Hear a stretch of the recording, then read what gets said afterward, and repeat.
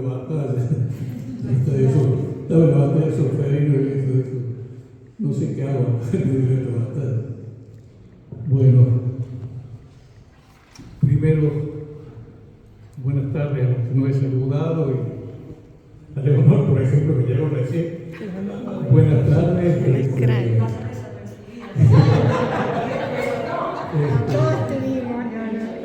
Muchas gracias, Marta. Trataré de decir lo que yo sospecho que he encontrado en el libro, Mudar los pájaros. A lo mejor esto sirve para abrir un poco el tema. El poema es un caracol donde resuena la música del mundo, y metro y rima no son sino correspondencia, ecos de su armonía universal. Esto lo dice Octavio Paz, y yo sospecho que tiene razón, que tiene bastante que ver. Veamos Mudar el pájaro, donde Marta Díaz despliega su voz cautivadora y precisa en este libro, donde no solo se destaca la belleza, sino también el rigor estructural y la energía de su estilo.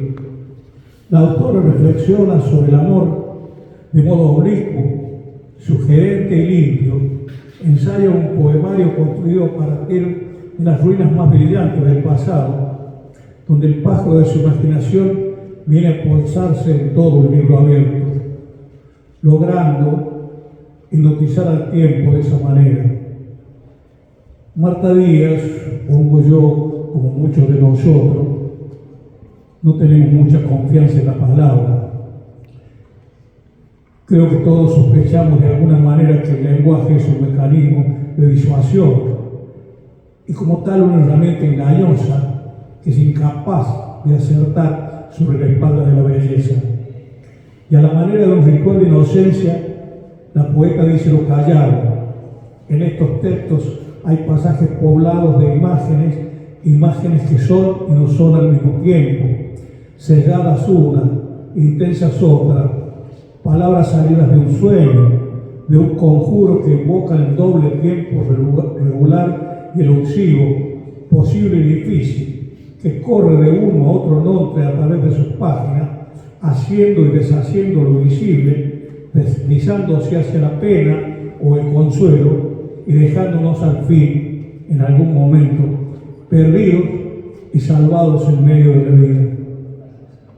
La poeta logra construir luz, tiempo y vida con la esencia de las cosas, un gozo sereno y mesurado que tiene por misión impregnar todo lo que vive con la intensidad de una fina lluvia capaz de reflejar recuerdo.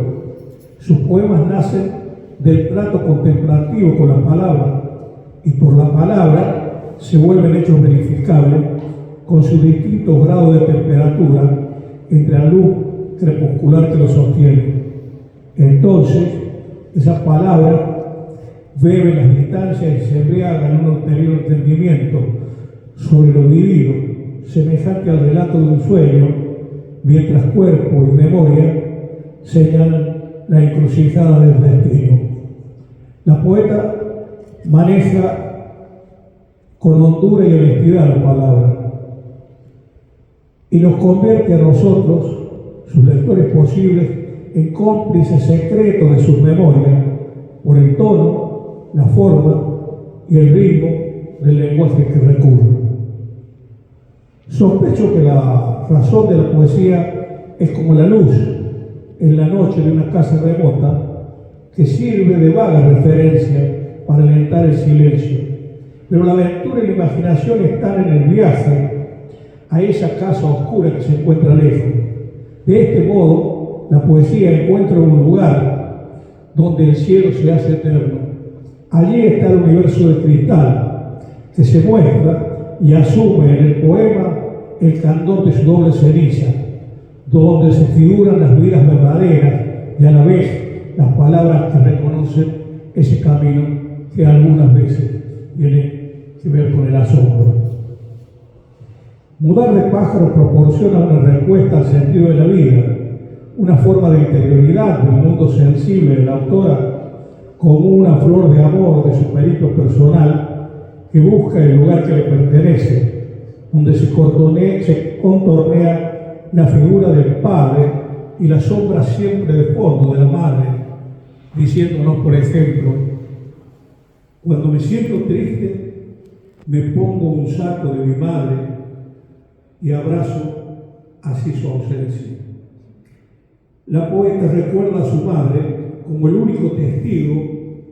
La madre es el único testigo verdadero, digámoslo. Es la única que sabe todo y es la única que podría dar el testimonio total de nuestra vida.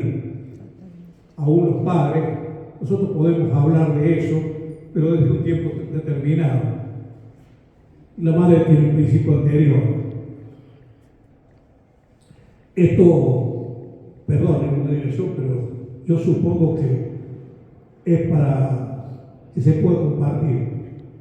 La poeta recuerda a su madre como el único testigo, diciéndose y diciéndonos: te recuerdo, madre, como cuando la única luz era tu sombra. Y esa luz de la madre es la sombra que nos sigue hasta hoy. Algunos que le hemos perdido hace tantos años. Es la misma sombra. Y ahí aparece, en ese recuerdo, la luz de la sangre como una forma de amor. El amor de entonces y la certeza. En las ruinas del mundo existen sueños y nostalgia, pero Marta Díaz no los dice desde el resentimiento o el reproche, sino como algo que se ha ido y que se quiere recobrar para celebrarlo en el poema. Cito: a veces el amor es un pájaro ciego dejándose morir en un poema. Tiempos de fuga, parece decir, de la mitad perdida, que afirma precisamente esa pérdida. Horas dedicadas a preguntas de la vida, minutos de meditación sobre la ausencia, instantes en que es posible celebrar la amistad y el amor. Y todo esto porque la poesía de Marta Díaz le habla a la herida y no al verdugo. Creo que eso lo hacen todos los poetas, ¿no? En realidad te hablan a la herida. Nadie de nosotros está enamorado del verdugo. La poeta nos muestra en la construcción de su poemario una sensibilidad e ingenio singulares y un modo de relacionarnos con el tiempo, con sus fragmentos misteriosos, pequeños intervalos que viven en sus poemas y vienen de un tiempo anterior, a veces más recientes y en otras ocasiones más remotos, que la poeta sitúa en el presente para entenderse en lo perdido y lo recuperado. Cito: en el patio del fondo las cicatrices desgajan soledades mientras la muñeca calla su verdad.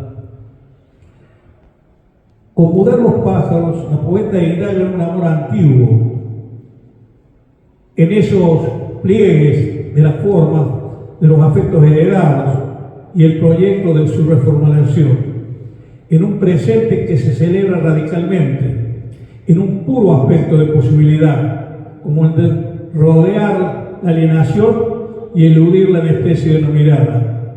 Desde esa conciencia de estar enclavada en una matriz predeterminada del discurso, la autora busca desplegar sus referencias, poner en funcionamiento la imaginación y encontrar una forma de azar propiamente autónoma.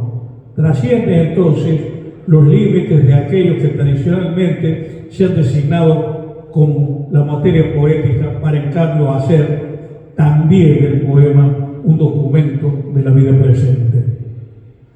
Nos recuerda Marta Díaz el lenguaje y el pensamiento poético que guían a la autora, como muchos de sus poemas comparten temas y atmósfera de una poesía pegada al tiempo, a su paso o a su pérdida, porque no todos los mitos desfallecen ni todos los dioses se dan a la fuga, o quizás sí, pero su mirada, en su retirada, dejan el calor que insiste entre sábanas y el deseo, como un altar caliente que honra la sacralidad de lo que se vivió y se vive, que abraza el daño necesario a la ofrenda sin convertir la palabra en sacrificio.